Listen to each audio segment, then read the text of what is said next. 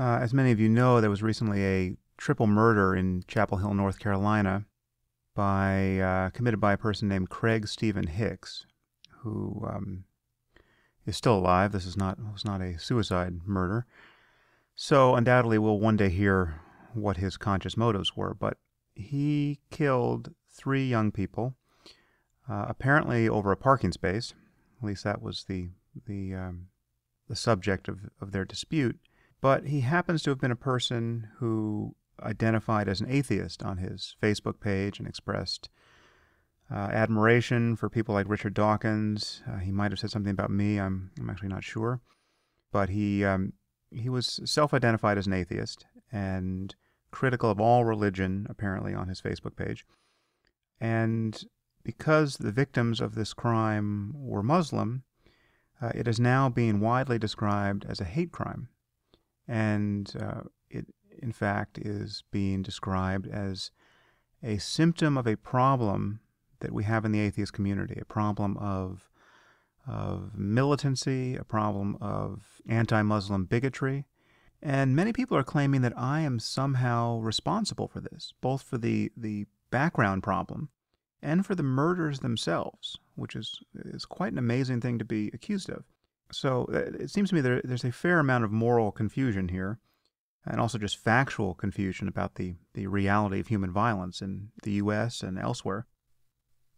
But the first thing to say is that I feel nothing but horror over this crime. These people were killed in the very prime of their life, at the beginning of their adult lives.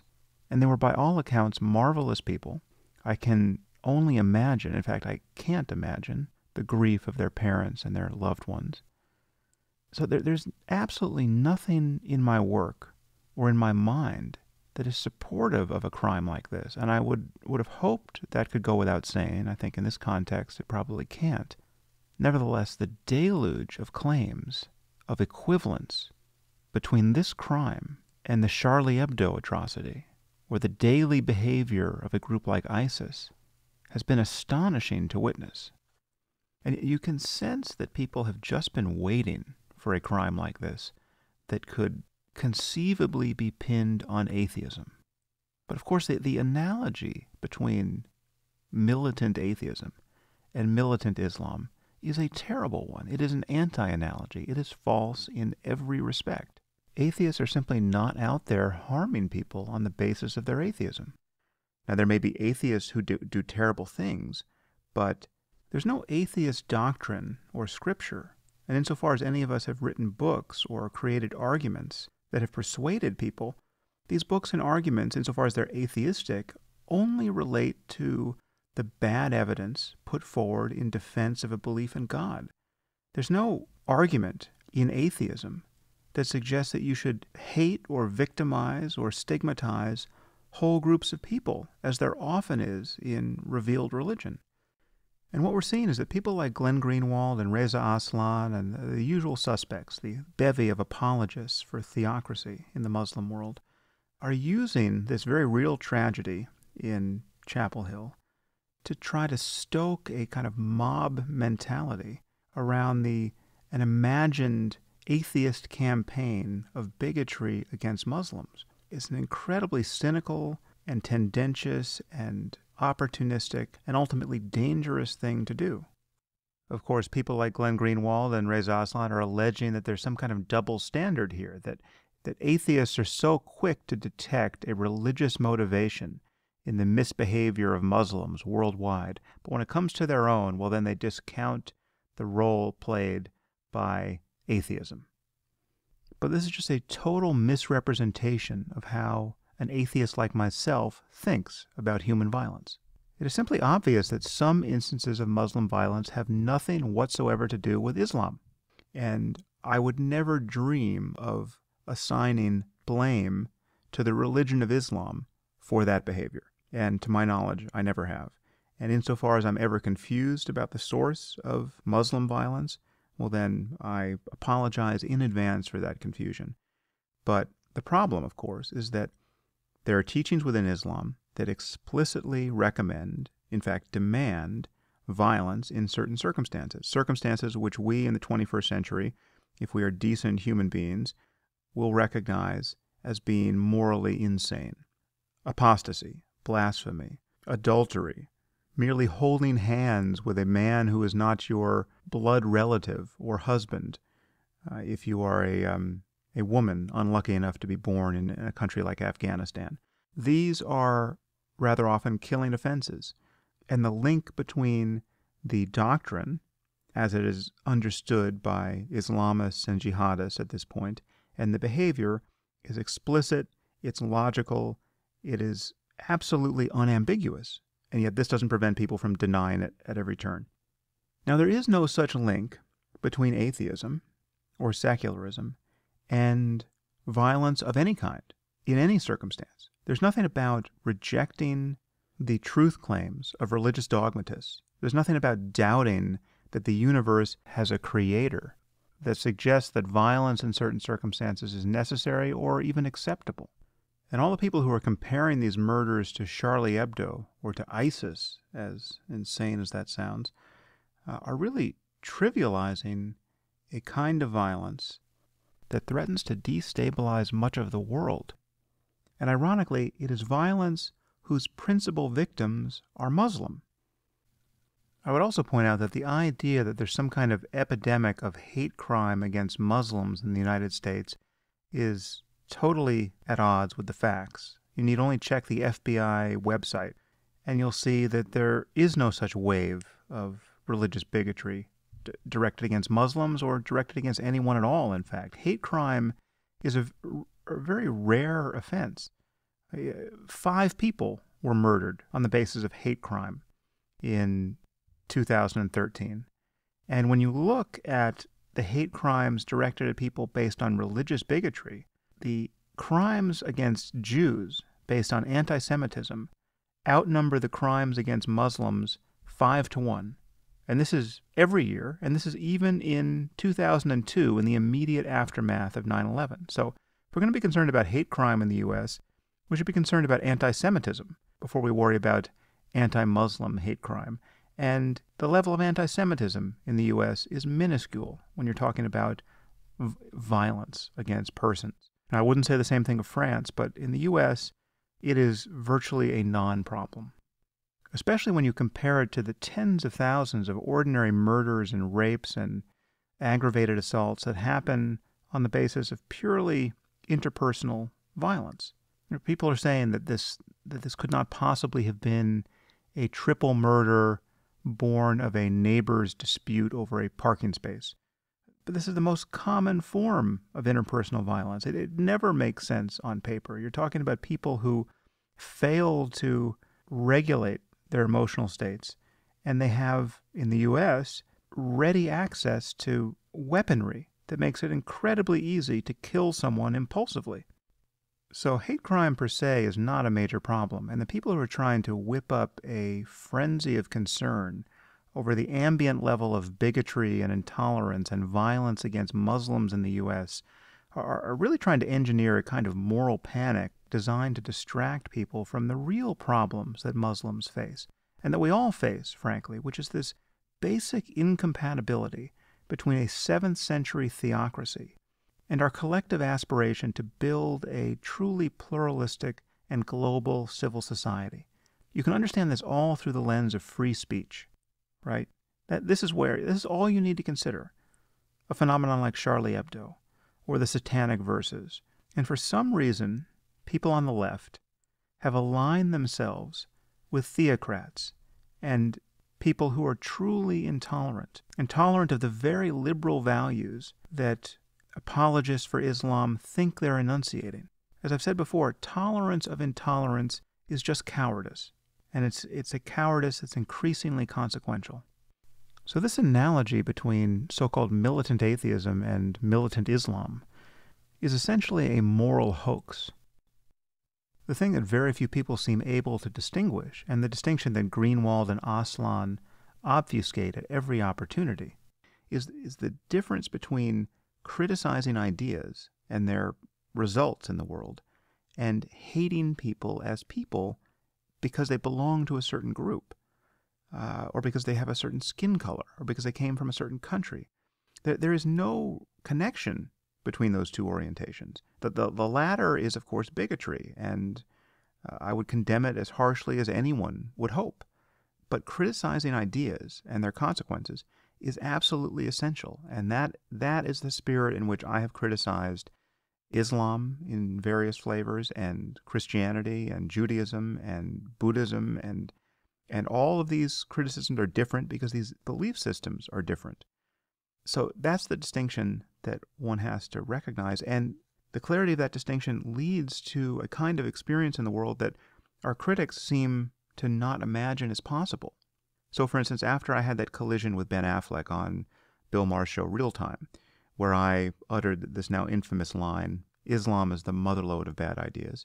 As I've said before, I think I slightly misspoke there. I should have said it is a motherlode of bad ideas. It's not the only motherlode of bad ideas, but it's the one that frankly concerns me most at this moment in history.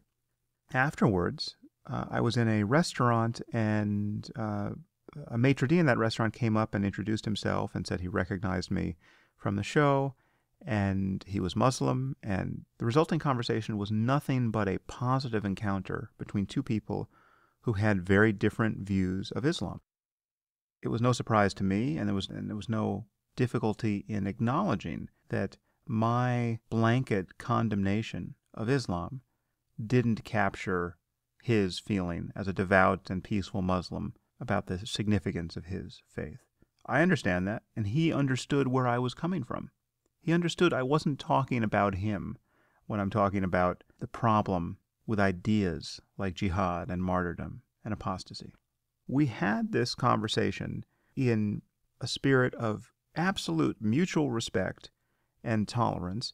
There was not a scintilla of bigotry in my mind. And this guy was the nicest guy in the world, right? So I've been back to the restaurant since, hugged him. There's absolutely nothing hostile about my orientation toward individual people who happen to be Muslim. Now, given the requisite beliefs on their part, the hostility will be inevitable. If I'm in the presence of a Muslim who thinks that infidels are the scum of the earth, we're not going to be hugging each other. But the idea that somehow my criticism of concepts leads me to hate people is just, there's no point of contact between that and my actual psychology. And I'm sure this is true of Richard Dawkins, and it was true of Hitch, and it's true of Lawrence Krauss, and every other prominent atheist who unfortunately has to waste a fair amount of his or her life criticizing the terrible ideas of religion. Not to put too fine a point on this, but the psychological reality of being a so-called militant atheist seems to be so difficult for our critics to imagine that I feel like I need to give another example. So I'm writing this book with Maajid Nawaz, who I've mentioned before on this podcast. No doubt many of you are aware of who he is, but he's a former Islamist, now a Muslim reformer, brilliant, interesting, indispensable, who I now consider a friend. He wasn't a friend before this collaboration because we didn't know each other, but now I consider him a friend and actually a personal hero. He's an immensely courageous man. So he and I are collaborating on this book, the title of which is Islam and the Future of Tolerance. And as you'll see in this book, much of it has the character of a debate where I am pushing somewhat hard on specific ideas within Islam, and he is telling me how these ideas are susceptible to more benign interpretation so as to move Islam forward into the 21st century. But the crucial point is I don't have to censor myself on the topic of Islam to have this conversation. Maajid knows exactly what I think about Islam and concepts like jihad and martyrdom and apostasy. He knows exactly what I think about the treatment of women throughout the Muslim world. There is no contradiction between having a civil but nonetheless hard-hitting and searching conversation about a very important, even inflammatory topic, and having a positive ethical orientation toward the person you're arguing with. I actually said something to this effect in a recent Washington Post article, and Glenn Greenwald linked to this on Twitter, saying that Sam Harris wants us to know that he has a Muslim friend. So he's accusing me of using the "some of my best friends are black" defense. And he also branded Maajid as a critic of Islam, dismissing him as a mere critic of Islam, and therefore, of course, he's the kind of Muslim I would associate with. He treats Majid like an Uncle Tom. And please remember, this is coming from a gay Jew living safely outside the Muslim world who would be hurled from a rooftop any place within it. Now, perhaps the most charitable interpretation I can give to this behavior is that people like Greenwald and Aslan think that my criticism of Islam and the criticism of the new atheists generally is so easily misunderstood by mentally unbalanced or racist or xenophobic people that it's dangerous. It's dangerous to focus on Islam because bad people will misinterpret the significance of this focus and commit murders of the sort we just witnessed in North Carolina. Now, let me concede, it's certainly possible that the murders in North Carolina were a hate crime. It could be that when Hicks starts talking, he'll tell us how much he hates Muslims and he just wanted to kill a few. And he might even say he read The God Delusion and The End of Faith and God is Not Great and took from these books some kind of rationale to victimize Muslims at random. I think it is incredibly unlikely that that's the case. I will be flabbergasted if Hicks says that his atheism drove him to commit these murders, whereas the next jihadist will almost certainly say that his religion mandated that he behave the way he did. But perhaps people like Greenwald and Aslan think that criticizing Islam is just dangerous because it can be misunderstood by bad people. Well, by that standard, we can't criticize anything. This, as Ali Rizvi pointed out, this would be like saying we can't criticize U.S. foreign policy because some number of people overseas will become so agitated by this criticism, by reading Noam Chomsky or Glenn Greenwald, that they will then kill U.S. tourists at random. Is that possible? Sure, it's possible. But we have to be able to criticize U.S. foreign policy. And some of what people like Chomsky and Greenwald write about U.S. foreign policy is correct. Should they be held responsible if some deranged person takes their writing and uses it as a basis for intolerance or even murder? No, of course not. And the same can be said for any criticism of the doctrine of Islam. And I want to make one thing very clear. In saying or writing or otherwise publishing the opinion that I have blood on my hands, and then backing that up with conscious misrepresentations of my views about Islam, that is a dangerous thing to do. It's dangerous for me. It's not dangerous for Greenwald and Aslan, and they know it, but it is dangerous for me. It increases the risk to me and my family from religious lunatics in the Muslim community. Now, both Aslan and Greenwald know that some number of people among their readers are proper lunatics, the goons and madmen who are organized entirely around this variable of Islam and its importance to their lives and to the future of humanity. And if you tell them, as Greenwald and Aslan repeatedly have, whether in their own words or by circulating the lies of others, that I want to nuke the Muslim world, or that I want to round Muslims up for torture, or that I'm a genocidal fascist maniac, or that I want to profile dark-skinned people at airports, or that I want to kill people for thought crimes, or that I have blood on my hands for the murders of 3 beautiful young people in North Carolina. This is dangerous, and I've asked them to stop it, and I'm asking them to stop it again. I'm about to release a book on Islam with Majid Nawaz. Majid has serious security concerns. He is my co-author, telling millions of people that I have incited hatred against Muslims that led to the deaths of these poor people in North Carolina is totally unethical. Aslan and Greenwald are mendacious bullies. They're making it unsafe to criticize bad ideas that absolutely have to be criticized. There is no view that I have ever published that I am hiding from. I've written about torture and profiling, but none of my views reduce to anything that could be the basis of hatred of whole groups of people. And it's very difficult. It may in fact be impossible to counter these lies once they are in circulation. just as I was making this podcast in the last few hours, there was an incident in Denmark where a meeting about these issues, about free speech and blasphemy and the drawing of cartoons, was attacked by a terrorist. And one person died and several people were injured, and then this terrorist went on to kill someone at a synagogue. In fact, you can hear the audio on the BBC website. Actually, I'll play it for you.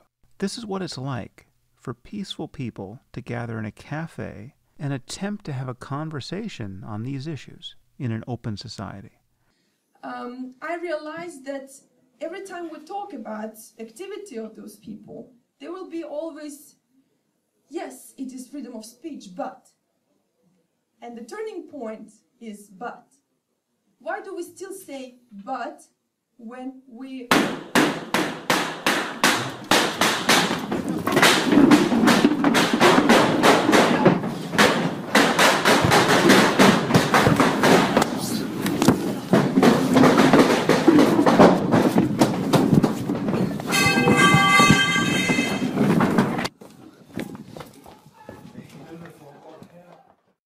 You have to ask yourself, what kind of world do you want to live in? What kind of world do you want your kids to live in? This is the world you're living in now. And as someone who is spending a fair amount of time dealing with these issues, I can tell you that I no longer feel safe doing so. And apart from jihadists themselves, there is no one I know of who's making this job less safe than people like Glenn Greenwald and Reza Aslan. And not just for me, obviously, but I'm talking about those people in Copenhagen. I'm talking about people in open societies everywhere who have to deal with this growing menace of jihadism. Unless we can speak honestly about this, unless we can resist the theocratic demands being placed on us, we will lose our way of life. In fact, we have already lost it in many respects. We have to reclaim our freedom of speech.